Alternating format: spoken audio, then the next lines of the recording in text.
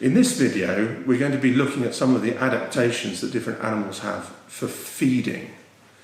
Now, all animals, apart from those that have stolen some chloroplasts from their food, have to eat. They cannot manufacture their own food. So they have all sorts of adaptations in which they have to locate something to eat and either consume it if it's non-moving, like herbivores do with grass, or they have to catch it and kill it. And we have on the table a variety of different creatures, and the way that they pursue their food, catch it and feed themselves reflects on the sorts of lifestyles that they live. So for instance, in this mainly empty container, we have a common squid.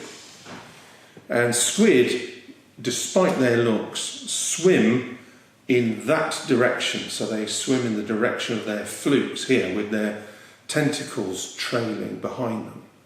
And that's really the way that they get around long distances. Some squid actually surf out of the water, squirt water, so they do a little bit of flying. But the business end, the bit that catches their prey, are the arms at the front. They have arms and tentacles. They've got a good visual system. They've got very well-developed camera-type eyes. And in the middle of the beak is, in the middle of their tentacles is the beak with which they catch and dispatch their prey. So they have to turn round, and they use their flukes for very fine movement in order to catch the things that they're going to eat.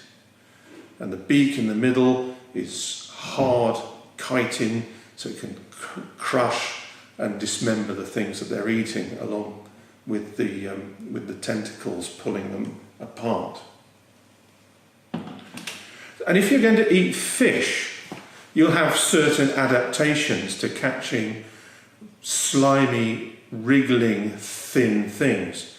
So in the kookaburra here, which is a type of kingfisher, kookaburras eat all sorts of things, but in a kingfisher you have a long, thin beak, which dives down, catches a fish with a very hard pincer movement, brings it to the surface and feeds them. Now, birds are restricted to beaks. None of them have teeth.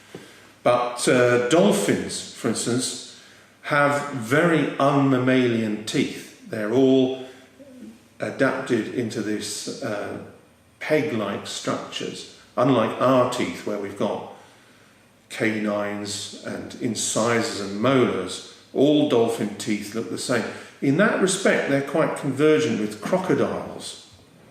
And there are lots of fish-eating creatures, and they all have these trapping teeth which cut down and pierce the fish that they're trying to eat so that they can't get away.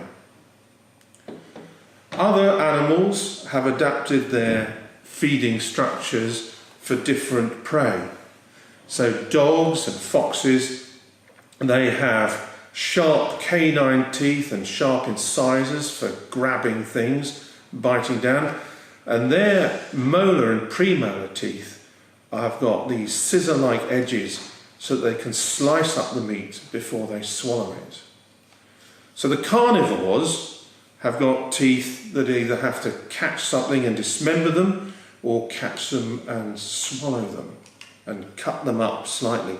Crabs, they catch things and they pull them apart with their pincers and then bring them fragments of food to their mouth parts, which are underneath.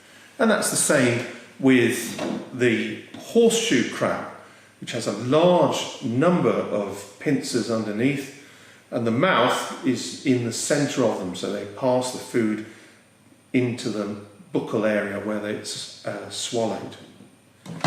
Not all animals have teeth that you would associate with their lifestyle. This is the lower jaw of a pig, and they have these large canines for display and for fighting. They're not for catching prey. And although pigs are omnivores, so they'll eat whatever they can find, whether it's plant or animal, so they've got these grinding molars here, but they can also slice up and cut up some of the meat that they eat. This is in stark contrast to creatures like the cow, which has no incisors on the top. It's got some incisors at the bottom. It's got a bony plate here. So they grab grass, pincer it off with their lower teeth, and then they have this part of the mouth called the diastema where they roll it with their tongue and then pass it backward to their grinding teeth, which are large flat surfaces in which they will break the grass down into smaller and smaller chunks before they bite down on it and swallow it. And because grass is quite poor nutritionally, they will bring back the food and re-chew it, and they've got what's called chewing the cud. And all the things that we have seen here we find in other invertebrates. So in the insects you have mouth parts like on mosquitoes, which are adapted for piercing and sucking like a straw. You have mouth parts on flies, which have a sponge at the end for dipping into fluid and sucking it up. You have the grinding and biting mouth parts of beetles, which will chop up whatever they're eating, whether it's a plant or an animal.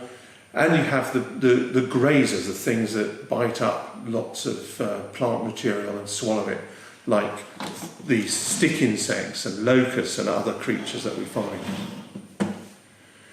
So the abilities to feed, the abilities to locate your food, whether it's a plant or an animal, are critical in the life of an animal. And feeding is a process which takes on many, many different forms and is integral into an animal's ability to survive.